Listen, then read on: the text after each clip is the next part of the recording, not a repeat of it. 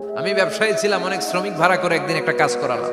সব শ্রমিকের টাকা দিয়ে দিলাম। এক শ্রমিক টাকা না নিয়ে ভাগলপুর কই যে গেছে নিজেও জানি না, ওর টাকা আমার কাছে রয়ে গেল। এই শ্রমিককে আর টাকাটা বুঝাই দিতে পারি নাই। এই টাকা দিয়ে আমি কয়েকটা ছাগল কিনলাম। এই ছাগলগুলো বাচ্চা দিল, ওগুলো বাচ্চা দিল, ওগুলো বাচ্চা দিল, দিতে দিতে বিশাল ছাগলের ডেইরি ফার্ম করে ফেললাম তার ওই টাকা দিয়ে। এক যুগ 12 বছর পরে সে এসে বলে আমার টাকা ফিরায় দাও। আমি বললাম এই যে ছাগলের ডেইরি ফার্ম পুরোটাই তোমার। সে বলে আতাস্তা জি মিন্নি, আমার সাথে ঠাট্টা করো? আমি পাই সামান্য কয়টা টাকা, এক যুগ আগে যেই টাকা পাইতাম ওইটা দিলেই চলবে।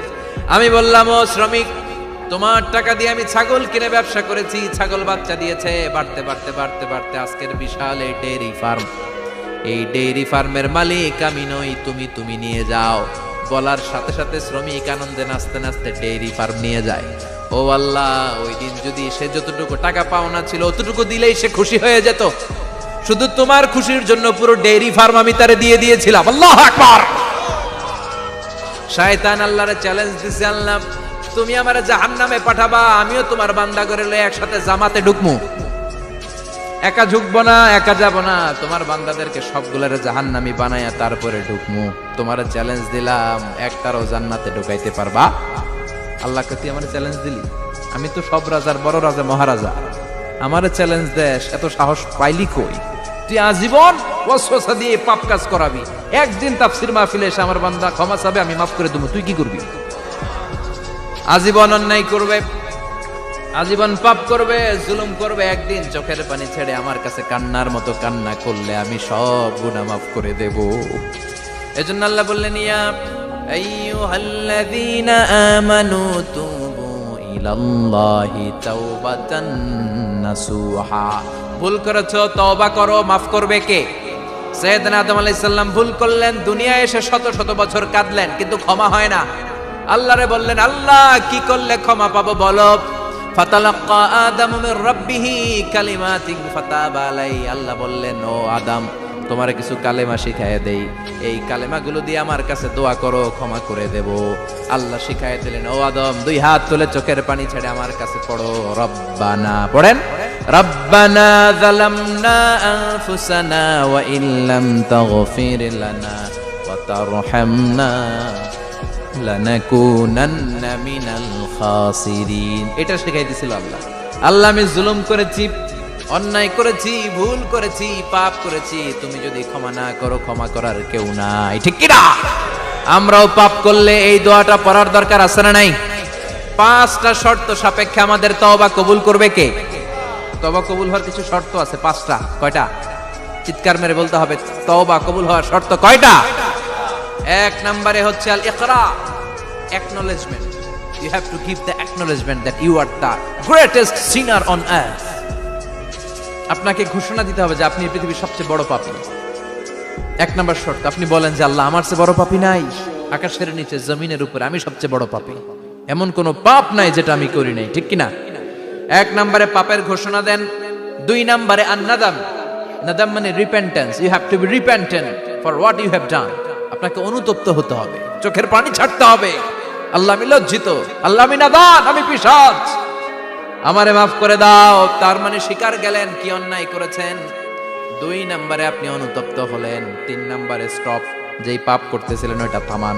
Stop what you have done, যেটা করতেছিলেন আগে থামান।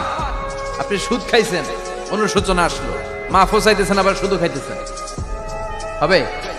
আপনি ঘুষ খেয়েছেন, তওবা শুরু করলেন, আবার ঘুষও খেয়ে যাচ্ছেন, হবে? থামেন, স্টপ। 3টা গেল। 4 number, to hate what you have done, ঘৃণা করতে হবে, যেই পাপটা করেছেন মন থেকে ওই পাপটাকে ঘৃণা করতে হবে। 5 নাম্বার শর্ত হচ্ছে to determine that you never repeat this sin again in your life. আল্লাহর ওয়াদা দেন, কমিটমেন্ট দেন যে আল্লাহ আমার জীবনে পারতপক্ষে এই পাপ জীবনেও করব না। চিৎকার করে বলেন ঠিক কিনা? তার মানে আপনি স্বীকার যান, তারপরে আপনি অনুতপ্ত হবেন, যে পাপ করেছেন থামিয়ে দিবেন, পাপটারে মন থেকে ঘৃণা করবেন, আল্লাহরে ওয়াদা দিবেন আল্লাহ আর করব না। এই 5টা শর্তের আলোকে তওবা করলে জীবনের সব গুনাহ মাফ করে দিবে কে? এজন্য আল্লাহ বললেন ইয়া আইয়ুহাল্লাযীনা আমানু তুবু ইলাল্লাহি তাওবাতান নাসুহা। তওবার মতো তওবা করো, সব গুনাহ মাফ করতে পারে কে? তওবা করবেন তো? রাজি আছেন? কবে করবেন? এই মুহূর্তে তওবা করলাম, এই মুহূর্তে আল্লাহর কাছে ক্ষমা চাই, আল্লাহ জীবনের সব গুনাহ মাফ করে দাও। আমাদের দেশে তওবা করার জন্য হুজুর লাগে, কথা কন, পীর সাহেব হুজুর, বড় হুজুর, ছোট হুজুর, হাফেজ সাহেব লাগে না? হাফেজ সাহেব, ইমাম সাহেব, এদের ছাড়া নাকি তওবা হয় না। না, এটা ভুয়া কথা। আপনি অনুতপ্ত হন, আপনি চোখের পানি ছাড়েন, আপনি আপনার রবরে বলেন, ক্ষমা করে দিবে কে? ইমাম সাহেব আসতে হবে শর্ত না, পীর সাহেব হুজুর এসে হুজুরের হাতে হাত রেখে তওবা পড়তে হবে শর্ত না। আপনার রবরে ডেকে চোখের পানি ছেড়ে ক্ষমা চান, ক্ষমা করবে কে? আর প্রতিদিন শতবার পড়তে থাকবেন আস্তাগফিরুল্লাহ। আওয়াজ করে সবাই পড়েন আস্তাগফিরুল্লাহ, আর জোরে পড়েন আস্তাগফিরুল্লাহ। বিশ্বনবী বলেন, মান লাজিমাল ইস্তিগফার জাআলাল্লাহু লাহু মিন কুল্লি দিকিন মাখরাজা। সব সময় ইস্তিগফারের সাথে যে লেগে থাকবে, রব্বুল আলামিন তারে 5টা জিনিস দিবে। কয়টা? কথা কন, আরো জোরে সবাই বলেন কয়টা? নাম্বার 1, জাআলাল্লাহু লাহু মিন কুল্লি দিকিন মাখরাজা। বিপদে পড়লে বিপদ থেকে উদ্ধার করবে কে? আমাদের তো কোনো বিপদ নাই, না আছে? কত বিপদ, হ্যাঁ?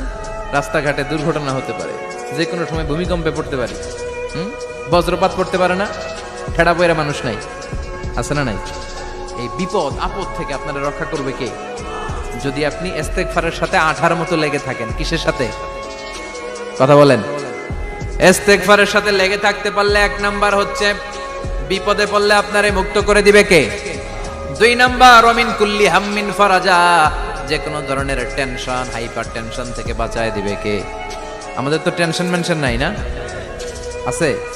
লাইফ নিয়ে টেনশন, বাঁচার টেনশন, মরার টেনশন, ক্যারিয়ারের টেনশন, রাস্তাঘাটে যানজট, এটার টেনশন, পুলিশের দৌড়ানি, র্যাবের দৌড়ানি, বাড়ির ভাড়া, গ্যাস বিল, বিদ্যুৎ বিল, ছেলে মেয়েদের লেখাপড়া, কত টেনশন।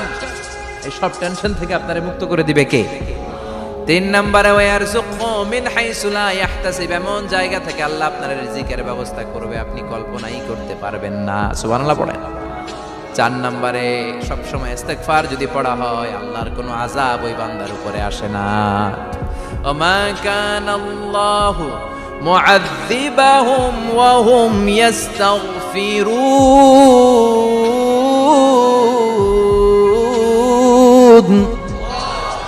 যতক্ষণ আমার বান্দা আমার কাছে ইস্তেগফার পড়তে থাকে, আমার কোনো আযাব বান্দারে পাবে না। যতক্ষণ ইস্তেগফার পড়বেন, আল্লাহর কোনো আযাব আপনার উপর আসবে না। 4টা গেল। 5 নাম্বার, বারবার ইস্তেগফার করলে রফিক ভাই আল্লাহ আপনারে মুস্তাজাবুদ দাওয়া বানিয়ে দোয়া করা মাত্র কবুল করে নেবে কে?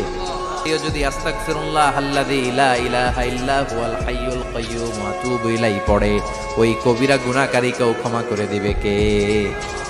পড়তে রাজি আছেন তো?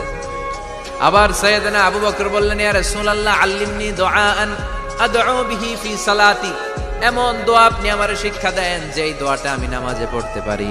বিশ্বনবী বললেন, পড়ো আল্লাহুম্মা ইন্নী যালামতু নাফসি যুলমান কাসীরান ওয়া লা ইয়াগফিরুয যুনুবা ইল্লা আনতা ফাগফিরলি মাগফিরাতাম মিন ইনদিক ইন্নাকা আনতাল গফুরুর রহিম। সুবহানাল্লাহ পড়েন।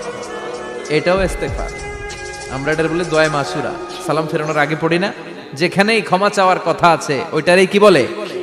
ইস্তেগফার। আল্লাহুম্মা ইন্নী যালামতু নাফসি, আল্লাহ জুলুম করেছি, যুলমান কাসীরা, অনেক জুলুম, ওয়ালা ইয়াগফিরুয যুনুবা ইল্লা আনতা, তুমি ছাড়া এই গুনাহ ক্ষমা করার তো কেউ নাই। ফাগফিরলি মাগফিরাতাম মিন ইনদিক, তোমার দয়ায় আমারে ক্ষমা করে দাও। ইন্নাকা আনতাল গফুরুর রহিম, তুমি হলা ক্ষমাশীল। ঠিক কি না? এটাও ইস্তেগফার, এটাও পড়বে। আর এই সব ইস্তেগফারের শ্রেষ্ঠ ইস্তেগফারের নাম সাইয়্যিদুল ইস্তেগফার। যত ইস্তেগফার হতে পারে এর মধ্যে সবচেয়ে শ্রেষ্ঠতম ইস্তেগফার নাম কি? কথা কন। বুখারীর বর্ণনা, শাদ্দাদ ইবনে আউস রাদিয়াল্লাহু তাআলা আনহু বর্ণনা করেন, এই সাইয়্যিদুল ইস্তেগফার দিনের বেলা যে পড়বে, ওই দিনে মারা গেলে সে জান্নাতি। এই সাইয়্যিদুল ইস্তেগফার রাতের বেলা যে পড়বে, ওই রাতে যদি ইন্তেকাল হয়, ওই লোকটা জান্নাতি। মুখস্থ আছে না? কার কার মুখস্থ হাত তুলেন? মাশাআল্লাহ, তাবারাকাল্লাহ, মাশাআল্লাহ, মাশাআল্লাহ। আর যাদের নাই তাদের হোমওয়ার্ক, তাদের আল্লাহুম্মা আনতা রাব্বি লা ইলাহা ইল্লা আনতা খালাকতানি ওয়া আনা আবদুক ওয়া আনা আলা আহদিকা ওয়া ওয়া'দিকা মাস্তাতা'তু আউযু বিকা মিন শাররি মা সানা'তু আবুউ লাকা বিনি'মাতিকা আলাইয়া ওয়া আবুউ লাকা বিযামবি ফাগফিরলি ফাইন্নাহু লা ইয়াগফিরুয যুনুবা ইল্লা আনতা। সুবহানাল্লাহ পড়েন। আজকে রাতে পড়ছেন, মারা গেলে জান্নাতি। চিল্লায় পড়েন না আল্লাহু আকবার। এজন্য বিশ্বনবী বলেন, আমার আগের গুনাহ মাফ, পরের গুনাহ মাফ, তারপরেও প্রতিদিন আমি 70 বার তওবা ইস্তেগফার পড়ি। আজকে থেকে পড়তে রাজি আছেন তো? বেশি বেশি ইস্তেগফার পড়া যাবে না? একটু প্রাণ খুলে, দিল খুলে আওয়াজ করে পড়েন তো আস্তাগফিরুল্লাহ। আর জোরে পড়েন আস্তাগফিরুল্লাহ। আবার সবাই পড়েন আস্তাগফিরুল্লাহ।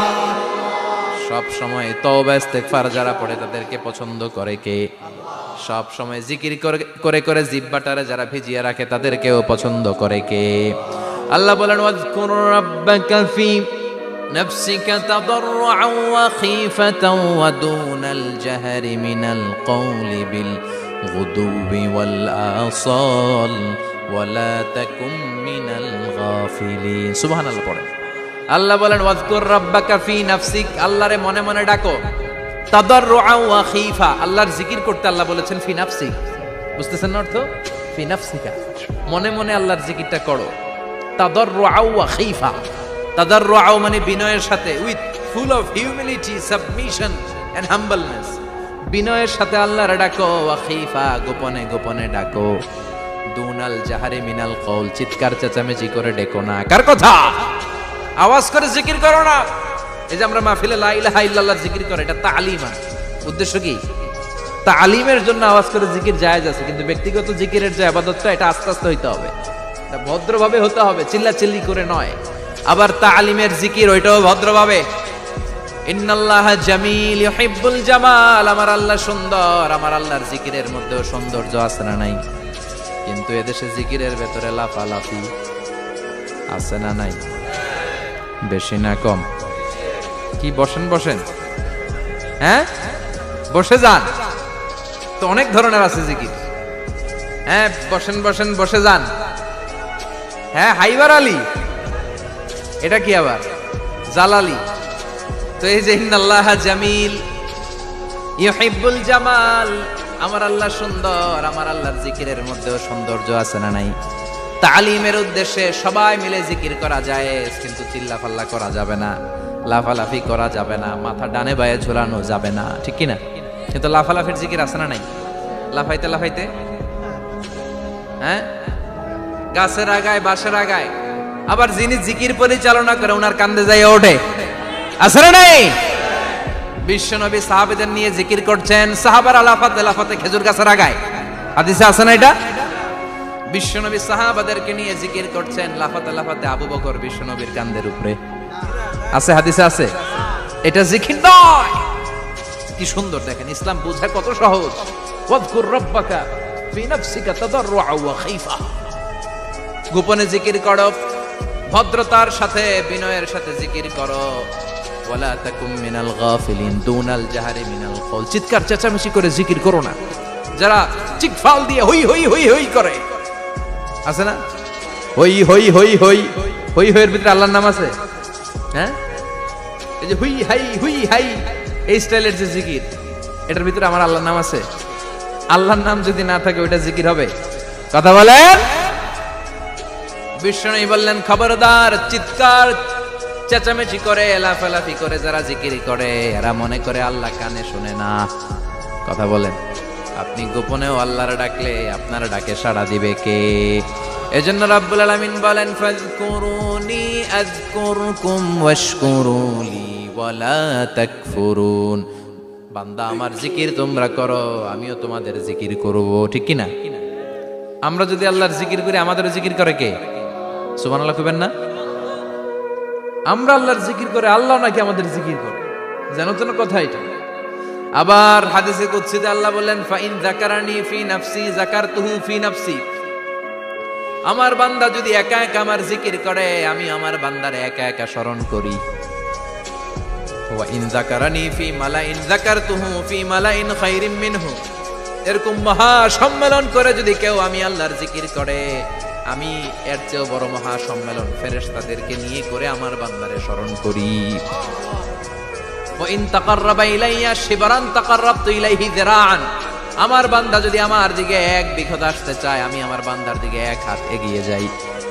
আমার বান্দা যদি আমার